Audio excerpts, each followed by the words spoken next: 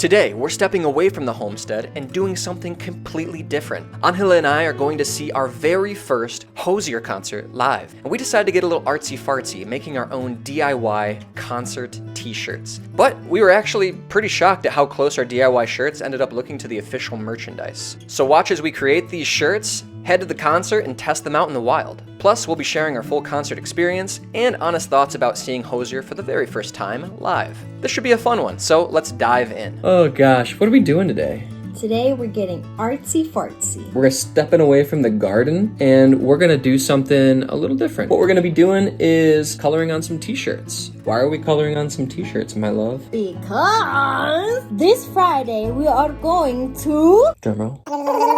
We're going to see Hozier. We're going to see Hozier. We're gonna see him live in concert. So we're gonna go and enjoy the concert in our matching t-shirts, but we're gonna color on them and add a little bit of pizzazz. By the end of this video, we'll have our blank canvas made into some fine Mona Lisa artwork. Bimo's joined in too.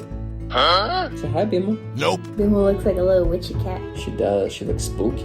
Bimo, play us something spooky. It was also the night that the skeletons came to life. The bones are their money. Okay. Hozier's on his Unreal Unearthed tour, so we don't know what to expect, but it should be a fun time. We're gonna be making these t-shirts, and then we're even gonna be putting in some footage from the concert. But let's get into these t-shirts. Where are the t-shirts, by the way? Look in front of you. Huh? They kind of blend well with the couch. That's what I'm saying. I can't tell what's a t-shirt and what's not. Colorblind? No, it's just all brown. Look at how much brown is here. Where's the t-shirt? When I was young, I said I never wanted to have brown in my home because it reminds me of like 70s, 80s, or 90s. Everything That was 70s show. Like, yeah, the like basement. Brown, leathery basement. Well, everything here is kind of brown. Oh my god! I mean, I love it. You sure about that? I love it. You love it? I do. Well, I don't mind it. we love it. It's great. It's great. It could just be a little bit more cushy.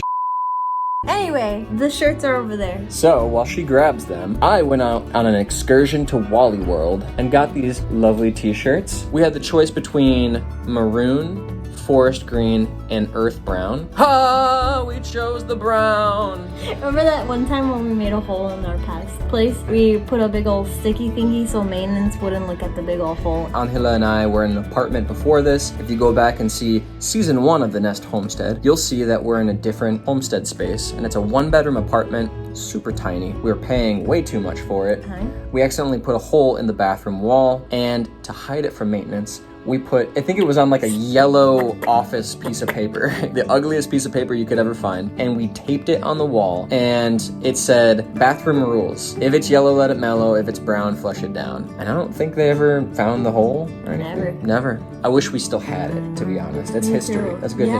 history. Go check season 1 and let us know if you find it. It'll be like a little scavenger hunt. Yeah. Yeah. Anyway, we chose brown. Woo! And they're intentionally oversized because that's how we roll. Maximize comfort. We gotta flip our chicken. We gotta flip the chicken! We were so full from our dinner that we fell into a food coma. So, we decided to rest and save drawing on our Hozier shirts for the next day. And it was worth the wait for how they turned out. It's the next day. We're back here at the homestead. We've just eaten dinner and we're gonna get started with the shirts. Follow along as we draw our hearts away. Come on!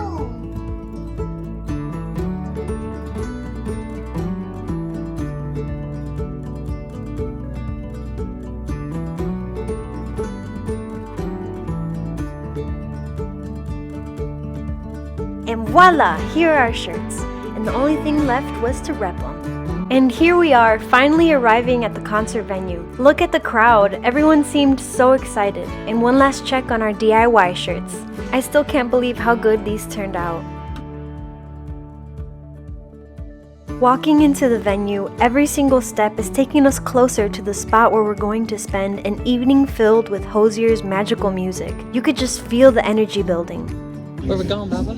We're going to see Hozier. Excited? No. I'm ecstatic. We waited in line before our section of the venue opened up, but once that happened, we searched for the best spot where no pillars or tall people were blocking my view. I am vertically challenged after all. Of course, we're the couple who forgot to bring a blanket to sit on. So naturally, we ended up sharing Dakota's rain poncho. Romantic, right?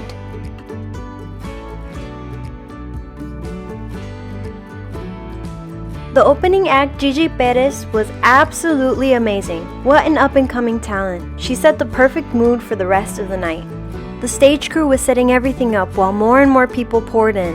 And then Hozier comes out with his band and the place just erupts. He played so many songs from his new album, Unreal Unearthed, like the song Too Sweet, Icarian, and one of my absolute favorites, Francesca. To our surprise, he played the classics like Cherry Wine, Take Me to Church, and so many more. At the end, they took this group photo with the whole crew and the entire crowd. Really cool way to wrap up the night. We're at the tail end of our journey. Traffic. That is all you need to know. Other than that, we had a great night.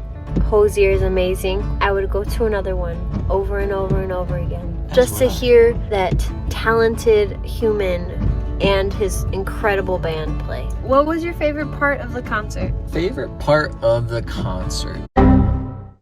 I loved seeing how artists perform live, because you don't get that on a CD. It's so wrapped up all nice and neat. But then when they're live, you see the artist experimenting a little bit and they're playing around within the song that they've created. I think my favorite part is just the improvisation itself. What about you? I wasn't expecting him to play some of his older songs from his older albums. Having those like little songs that he made in the past sprinkled in with all the new. That made for a really good experience. Yeah. That was definitely a favorite. Alright, y'all. Thanks for joining us. If you enjoyed this video, consider watching another one. We'll see you in the next one. Thanks, Hozier. Bye. Bye. Got big dreams, just doing random things with my best friend.